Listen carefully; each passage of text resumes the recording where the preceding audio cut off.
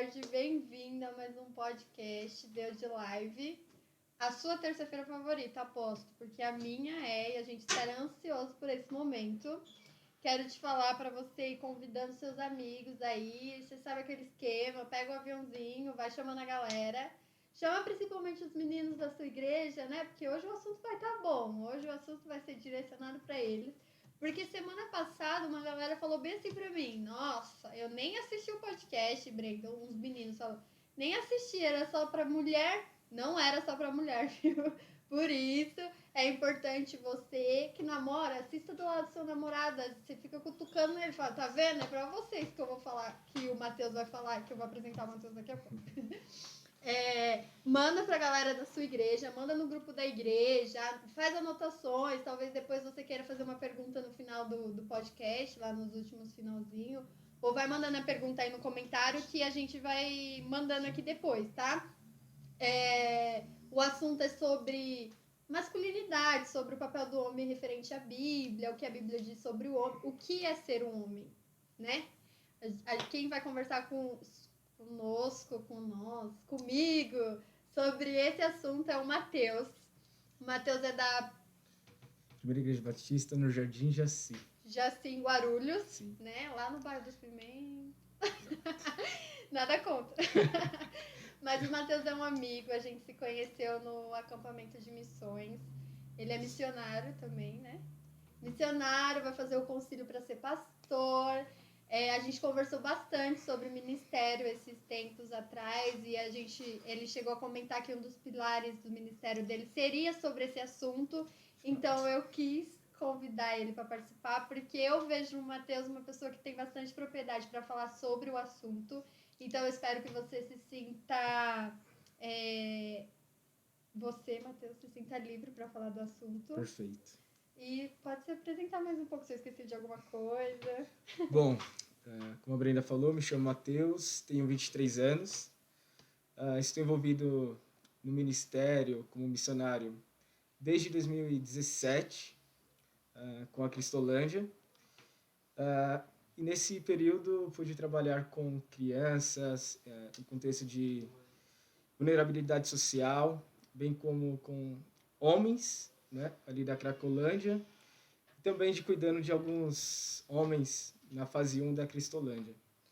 E aí é que tudo, onde Deus usou esse período para ministrar no meu coração, me colocando esse pilar para o ministério. E foi aí que você decidiu, então, que esse tema seria um dos pilares do seu ministério. Exato. Na verdade, dentro do contexto de missões,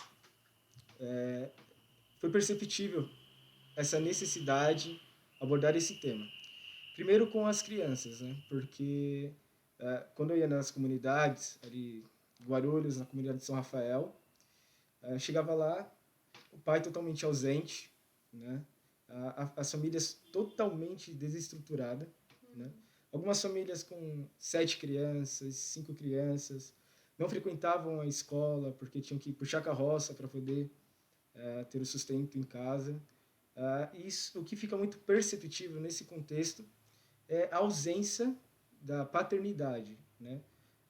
As mães, como sempre, aguerridas, mas é uma questão que não dá para generalizar, né? Não dá para falar de um modo geral, incluindo todas as famílias. E posteriormente, quando eu fui transferido para Cristolândia Piratininga, e lá eu trabalhei com o pessoal que vinha da Cracolândia, ou as igrejas encaminhavam, enfim. No dia a dia com eles, eu fiquei 1 ano cuidando deles. E lá eu cuidei de pessoas da minha idade, na época eu tinha 19, 20, então jovens, mas era responsável por senhores de 60 anos, por homens de 40, 50 anos, e dentro disso eu fui percebendo o quanto é necessário fazer essa abordagem, tratar desse tema. Foi aí que tudo basicamente começou.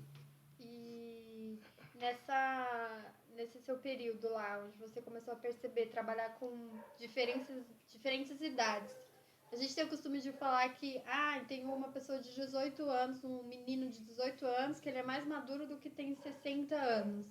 Você percebeu isso lá? É nítido? Você percebe esse papel do homem? Ou isso é só uma fala que a gente usa para... Então, isso é interessante porque se formos comparar as idades, hoje é muito difícil. Porque a masculinidade, hoje em dia, ela está sendo tratada e é abordada muito dentro da cultura que nós estamos inseridos, né? Sim. Ou seja, é a cultura que está ditando como o homem deve se comportar. Vamos ver isso um pouquinho mais para frente, mas eu acredito que não. Um jovem, hoje em dia, ele não tem mais maturidade do que uma pessoa mais velha. E é interessante você falar isso. Ontem eu conversei com você, eu tava estudando um pouco sobre, e aí eu gosto muito de um pastor que fala sobre masculinidade, mas eu não vou falar o nome dele pra não... Vai que a pessoa que tá assistindo não gosta, ela vai parar de assistir. Mas ele tava falando um pouco sobre esse papel do homem, essa masculinidade, e ele cita que lá, a tradição judaica, existe um período que eles comemoram quando a mulher, por exemplo, ela vira mocinha, ela tem a primeira menstruação dela. É desse período que ela passa a ser mulher. Então ela começa a ter responsabilidade de mulher. O homem também, existe um período em que o homem deixa de ser adolescente ou deixa de ser jovem e passa a ser homem, assumir papel de homem. Só que nossa tradição, a gente não tem isso. Então, por exemplo, existe homens de 24 anos, 23 anos, ou até mais velhos, que não se enxergam nesse papel de homem, ainda se vê como um jovem. Como saber isso? Eu tô passando de menino para homem. Bom, interessante. Você citou e mencionou a questão da adolescência. Esse é um termo que foi criado muito recente, pelo menos ali no século XIX. Há uma pesquisadora, uma psiquiatra, que eu não me recordo o nome dela, mas ela trata desse tema e ela pega todo esse contexto histórico, né, durante os séculos, e é a partir do século XIX que se cria esse termo de adolescência. Mas, por exemplo, não é um termo escriturístico. Não temos esse período na adolescência, né? Porque é um termo muito recente. Essa é a fase onde, ditados novamente pela cultura, é o período de transição. Ele está deixando de ser um menino para se tornar um homem. Só que nesse período, nessa transição, esse adolescente, ele quer assumir as responsabilidades, na verdade, a responsabilidade não, mas ele quer ter o papel de um homem sem assumir a responsabilidade, né? Então ele quer, por exemplo, vamos observar isso dentro de um contexto de um relacionamento. Ele quer fazer tudo, literalmente tudo, acerca do que um homem, né, deve fazer, porém não assume essa responsabilidade. Quando você diz isso, desculpa te cortar, mas quando você diz isso, você está querendo dizer que, por exemplo, um homem, um adolescente, ele quer entrar num relacionamento e fazer tudo que um homem faz de, por exemplo, ter uma vida sexual, Sim. de ter a mulher, mas não quer assumir, por exemplo, um casamento. Exato. É basicamente isso. Ele quer falar que está tendo um relacionamento sério, só que não quer assumir a responsabilidade que, dentro de um relacionamento sério, se existe, né? Ele não quer ser o provedor, ele não quer ser aquele que vai sustentá-la ou vai cuidar de si, ele não tem nada a oferecer. Provavelmente, ele não está disposto a se sacrificar pela sua companheira, né? Basicamente isso. Nossa, ficou impressionante. Já entrou no assunto que eu queria, já falou tudo. Mas assim, você acredita que esse não assumir essa responsabilidade, porque assim, a partir do momento que um menino ou um homem, ele entra num relacionamento... Não, primeiro, eu vou fazer uma pergunta bem polêmica. Você acha que existe uma idade certa, então, para você assumir um relacionamento? Olha, uma idade certa não dá para fixar. Porém, com 17 anos, diante da nossa cultura, 16 anos, 15, não está.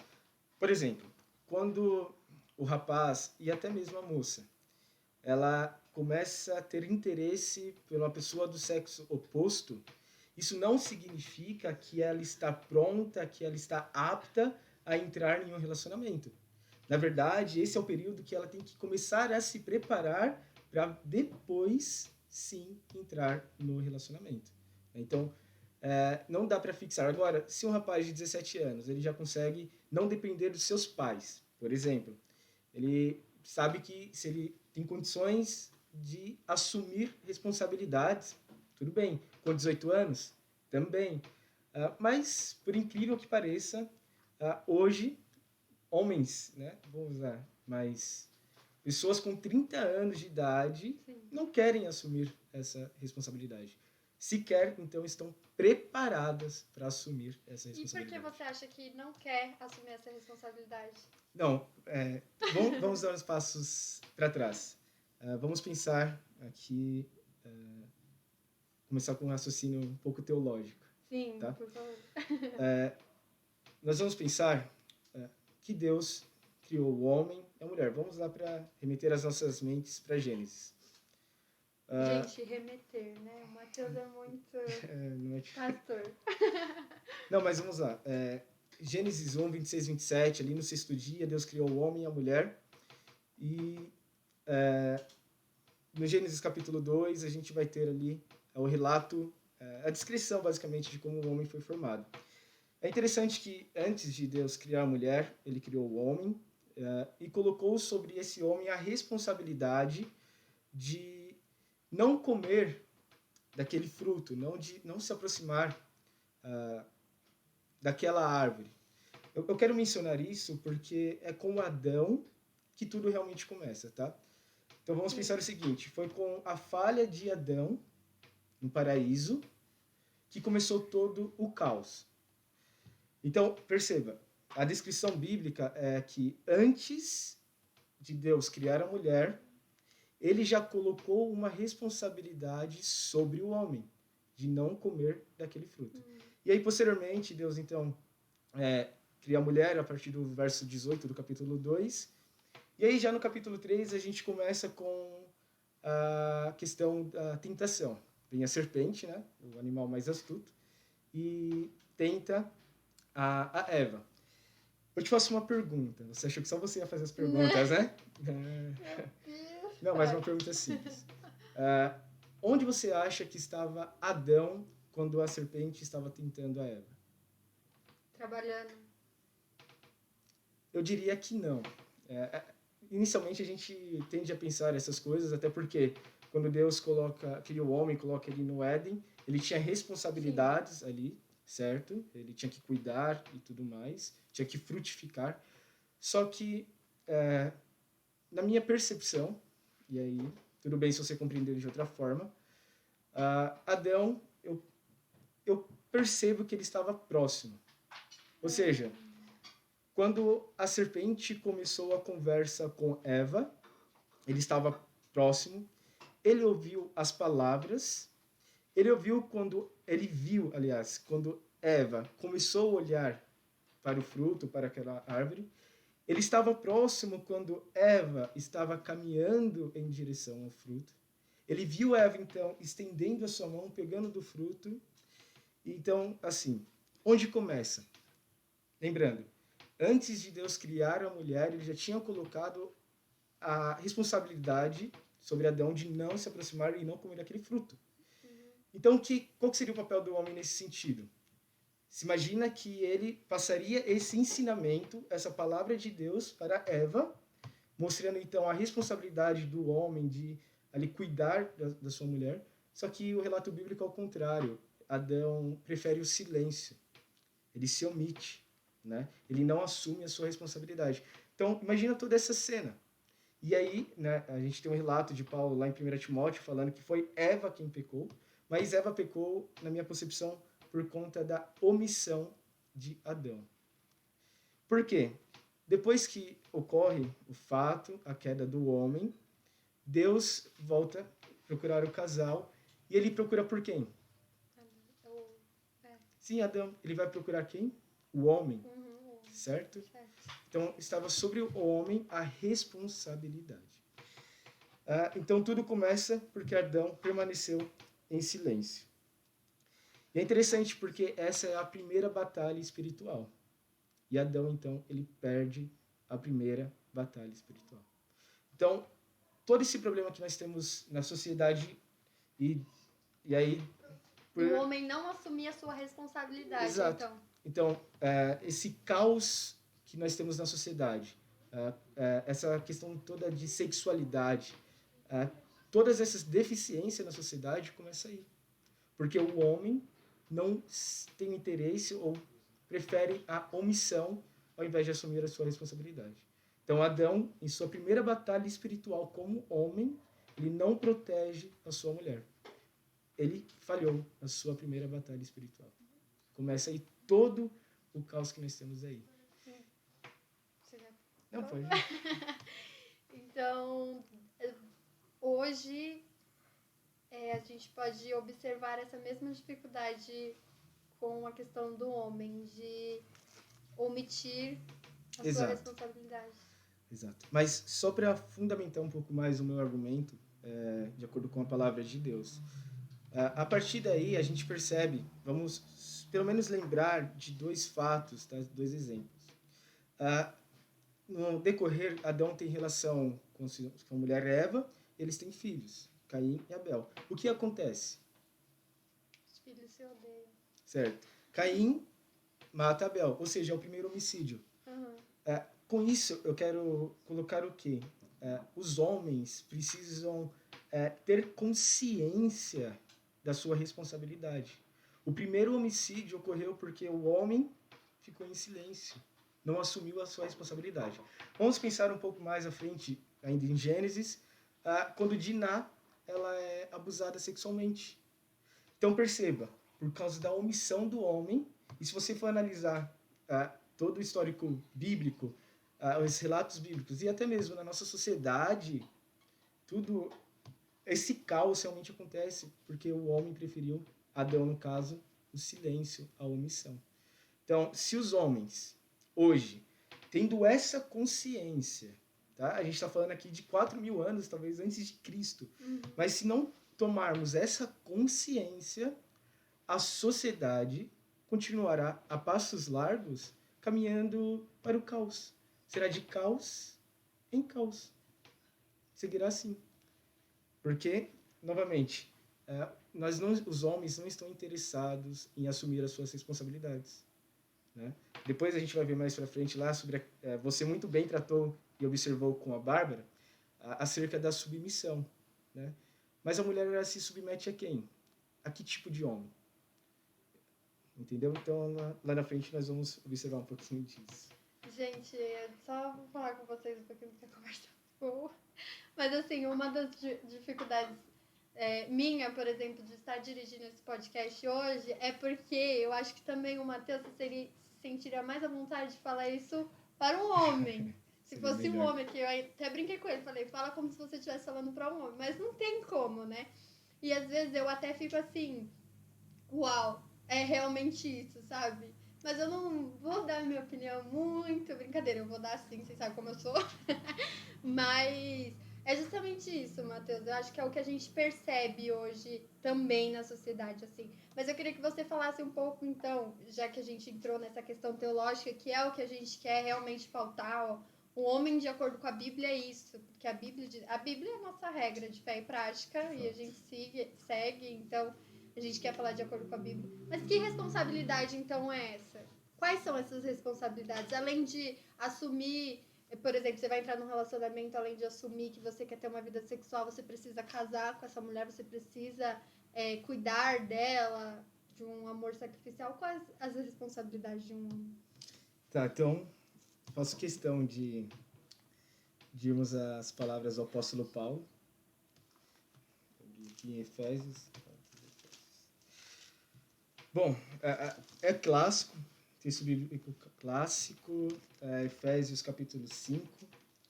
Nós vamos pensar aqui sobre a responsabilidade do homem, mas, por exemplo, antes disso,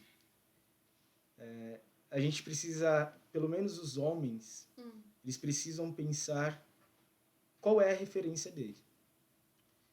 Antes de pensar que ele tem que assumir as suas responsabilidades, ele precisa parar por um instante, pensar acerca de quem são as suas referências. Quais são os homens que são referência para ele? São os homens de filmes, de séries, são os homens que passam na TV, são seus pais, são os homens da sua igreja. Qual é a referência dele? Né? Porque a sociedade em si ela vai nos iludir, principalmente por meio de filmes, séries e assim sucessivamente. Mas o papel do homem no relacionamento ele tem que ser muito objetivo. Né? Ele tem que entrar no relacionamento com o propósito de chegar na finalidade que é o casamento. É impossível, pelo menos deveria ser, impossível um homem cogitar entrar no relacionamento sem ter em mente o casamento. Só que voltamos ao argumento anterior, os homens não estão se preparando para isso. Não têm o interesse de saber o que a Bíblia fala sobre quais são os atributos ou as características que o homem tem que ter para então ser capaz de honrar a sua mulher. Não se tem muito essa preocupação. Você acha que deveria existir esse preparo, então? Sim, e é interessante como que, pelo menos na minha percepção, já que isso, de fato, trabalhar com masculinidade bíblica, família e missões são os pilares que eu quero, se o Senhor me permitindo, eu ter no ministério, como se daria isso? As crianças, tudo bem, elas estão isentas, né, de ficarem no mesmo ambiente que os adultos. Mas adolescentes e jovens, eles não necessariamente têm que ter um ambiente específico para si. Os homens, pelo menos, eles têm que se relacionar com pessoas mais velhas. Eles têm que entender que existem conflitos e estar se preparando. Mas ele não vai ter essa consciência, ele não vai perceber isso se um adolescente conviver com um adolescente, ficar no seu mundinho. O jovem ficar sempre com o jovem e não buscar entender quais são as complicações, o quanto é complexo, quais são as dificuldades que se tem de fato em um relacionamento. Senão ele vai ficar brincando no relacionamento. E assim vai pular de relacionamento em relacionamento. Sim, exatamente isso. Mas vamos lá, vamos ao texto bíblico. É interessante, qual é a referência do homem? É Jesus. Jesus, ele é o exemplo máximo de masculinidade. Jesus é aquele que é o Deus homem, aquele que de fato veio sem pecado. Nós temos Adão antes da queda, né? Mas Jesus depois é o segundo Adão aí. Então, ele é o exemplo. Nós temos que olhar para Cristo. E acredito que os jovens, nós temos que ter essa preocupação e ter esse interesse. Se nós estamos pensando em entrar no relacionamento, eu preciso olhar para Cristo e observar em Cristo os seus atributos, as suas características enquanto homem. Qual foi a disposição de Cristo? O que Cristo fez pela sua igreja? Porque, de acordo com o texto que nós vamos ler, e vamos de fato ler, não vou parar de enrolar, Cristo, ele é o exemplo para o homem dentro do casamento. E é interessante você falar sobre isso, porque assim, algumas pessoas acham que pode olhar para Jesus como diversos outros exemplos. Mas como eu vou olhar para Jesus em um relacionamento se Jesus não teve um relacionamento? Mas a palavra fala para você amar a sua esposa como Cristo amou a igreja. Então, Exato. A base do relacionamento está nesse caminho aí do ministério de Jesus, né? Exato, exatamente. E nós temos aí também o apóstolo Paulo, né? Que não casou-se. Pelo menos Timóteo, nós não sabemos, né? Se ele casou, provavelmente sim. Mas eles são, o apóstolo Paulo também, são exemplos e são aqueles que nos orientam acerca do papel do homem e da mulher. Tá, mas vamos lá, vamos ler aqui. E esse é o texto que você fez menção com a Bárbara, né? Efésios capítulo 5. E diz o seguinte: sujeitem-se uns aos outros no temor de Cristo. Esposas, que cada uma de vocês se sujeite a seu próprio marido, como ao Senhor. Porque o marido é o cabeça da esposa, como também Cristo é o cabeça da igreja, sendo ele próprio o salvador do corpo. Como, porém, a igreja está sujeita a Cristo, assim também a esposa se sujeite em tudo ao seu próprio marido. Só para explicar um pouquinho. A igreja, ela é a noiva do nosso Senhor Jesus Cristo. A igreja, de fato, ela está submetida ao Senhor Jesus Cristo. Então, a mulher aqui, ela tem essa representação, né, de apresentar a igreja. Por isso, ela se submete ao seu marido. E aí, a questão aqui de submissão, ela é interessante, e a Bárbara falou sobre isso. Mas se a Bíblia orienta a mulher a se submeter, a mulher deveria ter uma preocupação. A que tipo de homem eu vou me submeter? Certo? A igreja, ela se submissa ao Senhor Jesus Cristo, mas quem foi Jesus Cristo? Foi o seu Salvador. Ele não poupou-se em nada, dedicando-se à sua noiva, à igreja. Então, a mulher, ela deveria... Beleza, é papel bíblico, é a palavra de Deus, né? Eu tenho que me submeter.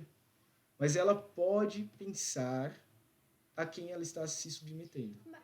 Matheus, vou te fazer uma pergunta referente a isso, que você falou que a mulher tem que saber, né? Não parece que é muito difícil? Eu não sei para homem, né? Mas vou falar de mulher. Porque eu tenho que olhar para essa submissão, para quem eu vou me submeter, olhando a figura de Jesus. Mas parece tão difícil, tão distante, entendeu? Porque é uma perfeição.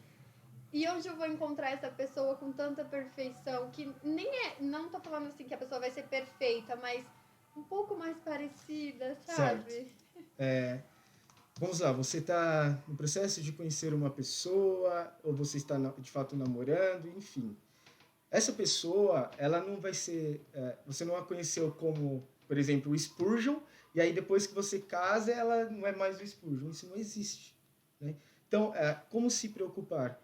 Sabendo, será que esse cara, ele já leu a Bíblia de Gênesis, Apocalipse? Será que a moça já perguntou ao seu futuro esposo se ele já leu toda a palavra de Deus?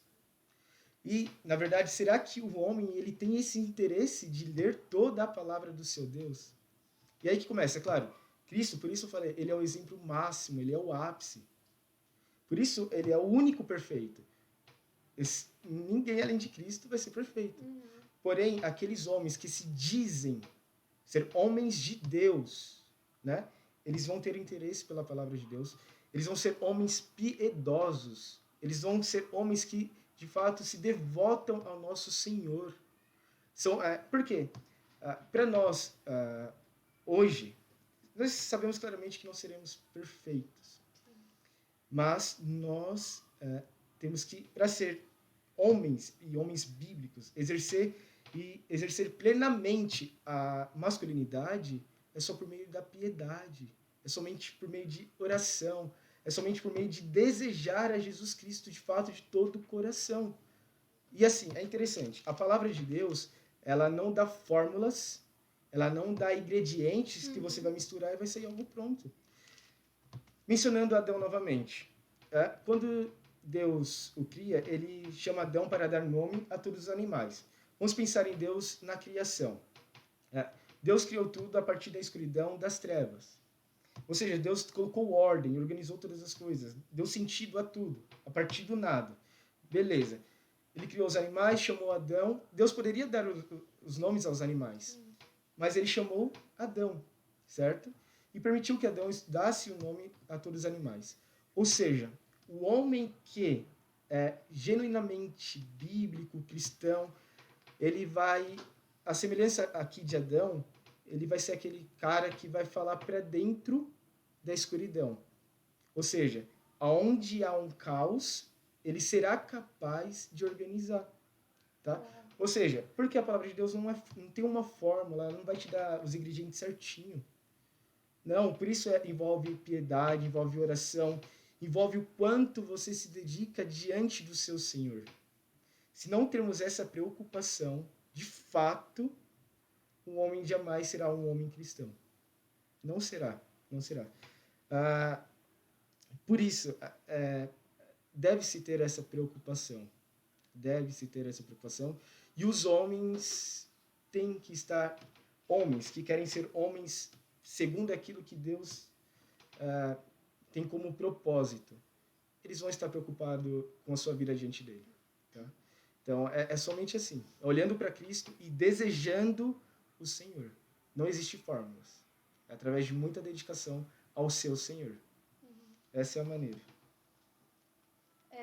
Você quer falar mais alguma coisa do texto? Eu falei das mulheres, de se preocuparem. Sim. Tá? Mas agora eu só quero observar, então, as mulheres têm que ter essa preocupação. Eu vou ler o texto e depois eu exponho aqui o pensamento. Maridos, que cada um de vocês ame a sua esposa, como também Cristo amou a igreja e se entregou por ela, para que a santificasse, tendo-a purificado por meio da lavagem de água pela palavra, para apresentar a si mesmo como igreja gloriosa, sem mancha, nem ruga, nem coisa semelhante, porém santa e sem defeito. Assim também o marido deve amar a sua esposa como ama o próprio corpo. Quem ama a esposa, ama a si mesmo. Porque ninguém jamais odiou o seu próprio corpo. Ao contrário, o alimenta e cuida dele, porém também Cristo faz com a igreja. Porque somos membros do seu corpo. Eis porque o homem deixará seu pai e a sua mãe, e se unirá à sua mulher, tornando-se dois, uma só carne. Então perceba, qual é o papel do homem aqui? Um homem que não está disposto a se envolver num relacionamento, olhando para Jesus Cristo, ele é totalmente incapaz, ele não tem capacidade de entregar-se pela sua mulher. Então, vamos pensar aqui como jovens, num relacionamento ali, um namoro e tal. Se a mulher, se a moça, ela percebe que o rapaz, tá, não tem domínio sobre o seu próprio corpo, por exemplo. Nós sabemos que o acesso à pornografia, tanto masculina e feminina, ela existe. Mas imagine assim, se um rapaz ele tem dificuldade com pornografia, tudo bem, aí ele deve buscar o seu pastor, passar por aconselhamento pastoral e aquilo que for preciso. Mas se ele não tem domínio sobre o seu próprio corpo, ele não tem domínio sobre a sua calça, ele não tem domínio sobre o seu cinto, sobre o zíper, ele não tem capacidade de liderar a sua esposa. Se ele não consegue liderar, ter controle sobre si, como ele vai ser capaz de dedicar-se, entregar-se de modo sacrificial à sua esposa? E é interessante porque o papel do homem aqui ele é seríssimo, e isso é interessante. Porque Jesus Cristo, ele vai apresentar a igreja gloriosa, sem mancha, nem ruga, nem coisa semelhante, porém santa e sem defeito. Percebe, então, o tamanho da responsabilidade do homem. Se ele quer realmente se envolver num relacionamento, à medida que Deus propõe, ele precisa seguir tudo isso aqui. E não é uma coisa inalcançável para um homem, né?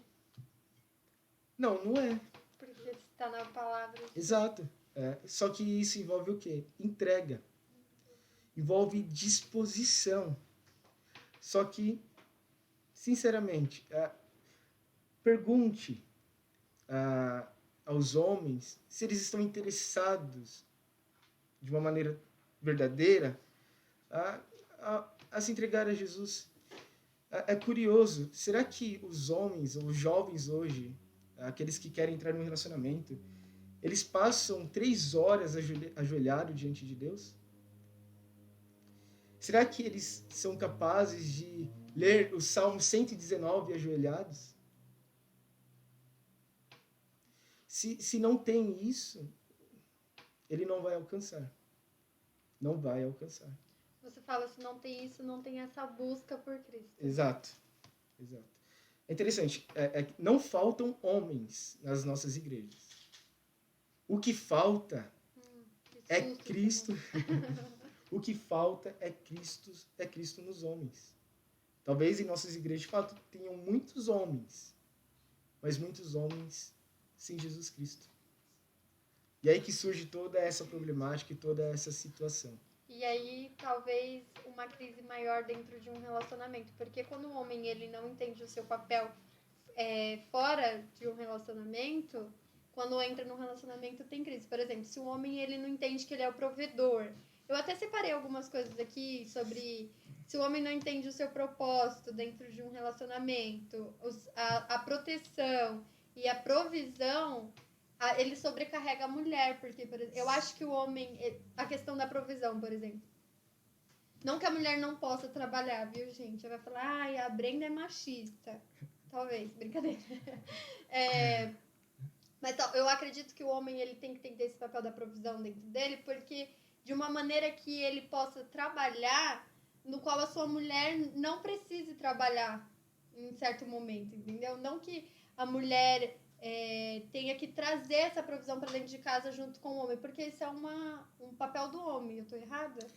Não, o problema aí é que, novamente, nós somos mais influenciados e a nossa vida, ela segue mais a ditadura cultural do que somos movidos pela palavra de Deus. Biblicamente, nós sabemos que esse é o papel do homem, é ele trabalhar, né? É ele ser, de fato, provedor. Só que, assim, a gente tem que pensar que a sociedade, né, a nossa sociedade, ela tem isso, ela impôs... É interessante, e aí envolve um pouco de... Eu não queria mencionar o feminismo. Mas é difícil tratar desses assuntos sem vir a essa margem do feminismo. No feminismo, nós temos ali que a mulher ela é igual, né, ao homem. E a Bárbara mencionou aí que, bom, se trabalham, desenvolvem o mesmo papel dentro de uma empresa, devem ganhar salário igual. Perfeito. Só que, olha só, o feminismo, ele prega que a mulher ela tem a liberdade para sair, então, de sua casa e se submeter a um patrão, mas ela não pode ficar em casa e cuidar do seu lar? Isso é incoerente. Uhum. Ela não pode ficar em casa e cuidar dos seus filhos? E aí, isso que torna interessante olharmos tudo de uma maneira bíblica. A quem essa mulher está se submetendo? Ela está se submetendo àquele homem, pelo menos deveria, que está disposto a entregar a sua vida por ela. É isso que nós esquecemos. Por isso nós temos esse interesse de a mulher e o homem vão sair e vão então ser os provedores do lar. Tudo bem. Mas quando se ocorre isso, nós colocamos, por exemplo, famílias onde há criança, as crianças vão para onde? Para a creche. Na creche elas vão ficar sob a educação de quem? Do Estado, do governo, né? E aí toda a educação que ela receber e no seu processo de crescimento, ela será influenciada pelas didáticas da escola, de onde ela está inserida. A gente até conversou sobre isso. Sim. E aí os pais perdem a influência. Sim. A mãe chega cansada, aí tem que cuidar da casa. O homem, aquele que não está disposto a sacrificar-se, ele não vai ajudá-la, né? Ele acha que isso é papel da mulher. E quando, na verdade, se os dois estão debaixo do mesmo teto, eles têm a obrigação, os dois, de cuidarem, né? E aí a criança chega, a mãe está cansada, está exausta, vai dar janta, o banho, e não tem tempo para educar, definitivamente educar a criança. E educar, de uma maneira bíblica, não é simplesmente levar ela para a escola dominical, levar ela para a escola, para a EBF, e falar, não, lembrarmos de provérbios, eduque a criança no caminho que ela deve andar, e quando crescer jamais vai se desviar. Não se trata disso, de levar para a igreja, mas se trata dos pais se colocarem com a criança diante de Deus. É isso que envolve a educação cristã. Né? Ensinar o caminho que a criança deve andar não é levar para a igreja simplesmente e terceirizar a educação, mas é os pais, ou principalmente o pai, O pai. se envolver nessa educação da criança. É porque a gente tem bastante dificuldade, eu acredito, justamente por causa dessa questão que você falou, que a gente se deixa educar pela sociedade, pelo que é a moda do momento. Então, a gente tem dificuldade de entender também o papel do homem e da mulher quando estão num relacionamento ou quando são casados e já têm a família. A gente acha que o papel da mulher é só lavar louça e o do homem é sair para buscar o dinheiro da casa. Às vezes até uma pessoa cristã pode ter essa visão, que não é de fato a certa. Sim, sim.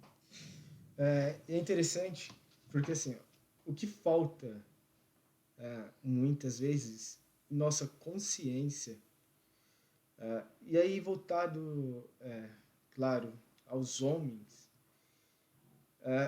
que tipo de futuro nós queremos deixar para as nossas crianças, para os nossos netos, né? Eu gosto de pensar um pouco lá na frente.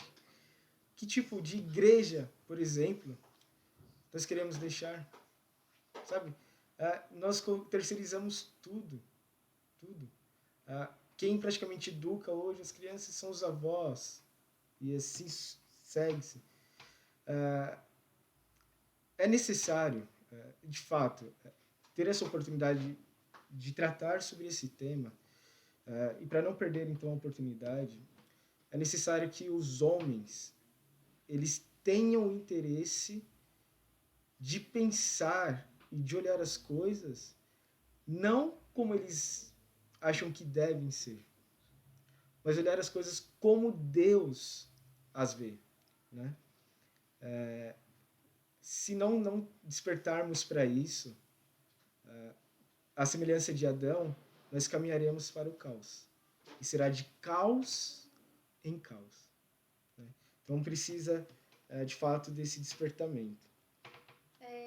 Vamos para algumas perguntas já. Deixa eu ver aqui. Eu separei uma.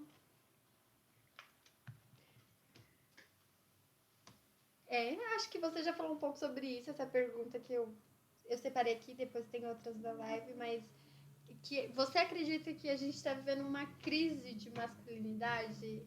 Sim, sim, de fato eu acredito. Sabe por quê? Isso é até tangível, né? A gente consegue observar, isso não foge ao alcance dos nossos olhos. Vamos pensar então no casal aí, homem e mulher. Quando a mulher ela passa por alguma dificuldade, ela desenvolve, infelizmente, uma doença, um câncer, por exemplo, câncer de mama. São poucos os homens que ficam do lado da mulher. E quando o homem está doente, ele passa por alguma situação, a mulher não o abandona. A mulher, então, é mais companheira do que o homem. Sim. Infelizmente, sim. E também porque há uma crise. Há uma pesquisa recente, há uma estatística recente. Os homens, hoje, eles estão mais interessados em jogar videogame, estar diante do seu celular jogando ali um Free Fire, do que se relacionar com as suas mulheres.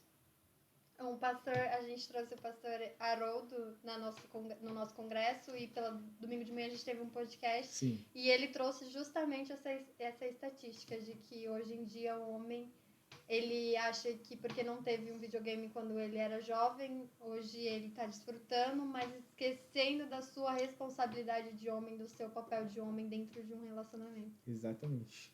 É isso. E é estatística, né? Sim. Real, é real. Deixa eu ver, tem outra aqui. Quais as preocupações do homem cristão nos dias de hoje? Que preocupações esse homem tem? Olha, sinceramente, a preocupação que o homem deve ter, ele deve fazer perguntas que ele sabe que não tem respostas. Vou explicar. Nós temos que ter consciência de que, enquanto homens, nós precisamos fazer semelhante a Adão, como eu mencionei. Colocar ordem sobre as coisas. Ou seja, então, o homem ele tem que se capacitar, ele tem que estar disposto a colocar ordem sobre as coisas. E, assim, não há outro meio, tá? É como eu falei, não há fórmulas. Eu não tenho como aqui apresentar, ó, siga tantos passos para alcançar a masculinidade. Isso não existe. Nós temos isso na teologia do coaching aí, você pode assistir David Leonardo, Victor Azevedo, e esses caras aí. Mas você não vai alcançar. Não tem como. Para se capacitar, nós temos que compreender que precisamos estar diante de Deus. Há uma expressão em latim, corandeu, e é entender que a nossa vida totalmente, a nossa vida por completa, ela está diante de Deus. Então, para nos capacitarmos, nós precisamos primeiro ter essa consciência. Eu vou a gente já vai pro final, infelizmente, né, meninos? Os meninos estão aqui, eu já ia dar uma dica. Líderes, Paloma, Kevin, convida o Matheus para dar uma palestra lá pros homens da nossa igreja. A casa da Paloma. Mas, gente, tá chegando no final, infelizmente, mas eu queria te fazer essa pergunta, porque assim, você falou muito de que o homem, ele vai buscar essa troca de menino para homem se ele se entregar a Cristo. Sim. Mas ele pode escolher não se entregar. Ai, Matheus, não, pode tudo escolher. Bem, não. Isso... Pode escolher não se entregar, ele pode escolher não amadurecer, não querer entrar num relacionamento de qualquer jeito, fazer as coisas de qualquer jeito. Mas quais as consequências disso, de você não querer ser um homem de acordo com a Bíblia aconselha que você seja? Para dar um exemplo bíblico, do que a consequência do que pode vir, vamos lembrar de Davi, um homem segundo o coração de Deus, né, tudo mais. Mas o que acontece, um ponto específico com Davi, ele se relaciona com Betseba, certo? E mesmo ele tendo uma consciência e sendo homem segundo o coração de Deus, ele relaciona-se com essa mulher, que não era sua mulher. E o que acontece? Eles têm um filho, vem a Salomão. Imagina aí Davi, explicando para Salomão como ele conheceu a mulher dele. Imagina aí Davi explicando para Salomão que ele teve que colocar depois Urias na frente da guerra para ser assassinado. E depois vamos pensar no próprio filho, Salomão, um homem muito sábio, como nós sabemos, com aproximadamente 300 esposas e 700 concubinas. Uhum. Então, qual é a consequência? É isso. É esse caos. E isso não para. Gera uma crise de identidade. Exato. Ó, agora, só para concluir, eu me lembrei aqui de uma pesquisa, que inclusive é mencionado nesse livro. Aqui trata-se de Jonathan Edwards, um homem totalmente piedoso, e foi feita uma pesquisa da seguinte forma. Pesquisaram, depois de Jonathan Edwards, se não me engano é século XVII, mas 3 gerações à sua frente, porque ele orava pelos seus netos, ele orava pelos seus bisnetos e ele orava pelos seus tataranetos. Então, porque ele era um homem totalmente piedoso, né? E qual foi a consequência disso? Os filhos, ou os netos, bisnetos, foram governantes dos Estados Unidos, alguns advogados, médicos, e compararam as gerações dele com outro homem, que eu não lembro o nome, que era um descrente, né? Era uma pessoa que não era entregue a Cristo. E quais foram as descendências, o que fizeram os seus netos desse homem descrente? Tráfico, drogadição, assaltos envolvidos com criminalidade. Ou seja, tem consequência. Quando o homem não se submete a Cristo, tem consequência. É inevitável. Gente, eu falei pra levar o Matheus lá na nossa igreja, mas a Bárbara também vai pra falar pras mulheres, viu? Então, menina que tá assistindo aí do Jump, não acho que você vai fugir, não. Mas, Matheus, muito obrigada, assim, é um assunto incrível. Eu vou deixar você finalizar, vou te dar a palavra final. Eu acho que é muito necessário. Às vezes nós como jovens, às vezes escutamos alguns assuntos só de fachada, não se aprofunda. Um podcast é muito curto para isso. A gente deveria se aprofundar mais nesses assuntos, como a questão da mulher, a questão do homem, a questão do sexo. Acho que esses assuntos a gente precisa se aprofundar mais. Mas eu vou te dar as considerações finais. Depois eu quero te fazer uma pergunta para iniciar. Tá bom. E aqui eu quero me voltar especificamente aos homens. E aí eu quero ler a palavra de Deus em 1 Reis, capítulo 2, verso 1 e 2 apenas. Diz o seguinte: Quando se aproximava o dia da morte de Davi, ele deu ordens a Salomão, seu filho, dizendo: Eu vou pelo caminho de todos os mortais. Portanto, tenha coragem e seja homem. Só para uma observação, eu tinha anotado esse versículo aqui. Exato. E aqui que surge aquela expressão em latim que eu te enviei. Uhum. Confortare est vir. Tenham coragem para ser homem. Ser heterossexual não significa que você é homem. Ser de fato homem é estar fundamentado na palavra de Deus e ter então características, atributos que demonstram que você é de fato um homem piedoso. Ser heterossexual não está... Você pode até fecundar, ter filhos, mas isso não te torna um homem. Só seremos homens de fato quando estivermos firmados na palavra de Deus. Não há outro meio. Então, eu vou fazer a pergunta final. Muito obrigada mais uma vez, Matheus. A pergunta que a gente faz para todo mundo, que é: se hoje fosse o último dia, o seu último dia, o que você gostaria de deixar para os outros? Legado. E legado no sentido de que não são bens, mas eu quero deixar um caráter daquele que amou Cristo sobre todas as coisas e que teve de fato disposição para abrir mão de sua vida a fim de que o nome dele seja glorificado. Eu acho que a coisa mais importante é de fato termos os nossos olhos voltados para o futuro, que não está longe, que é o retorno de Jesus Cristo. Ai, você está no caminho. É sobre isso, nada é sobre nós. Exatamente. Gente, obrigada por acompanhar. A live ela vai subir pro YouTube, a gente vai jogar ela pro YouTube. Então, se você perdeu, se você não conseguiu assistir tudo, a gente vai depois postar no story o nosso link do YouTube. Você entra lá e assiste a live, manda para alguém, tá? Muito obrigado por acompanharem, muito obrigado por participarem. Até terça-feira que vem. Deus abençoe vocês, gente. Tchau, tchau.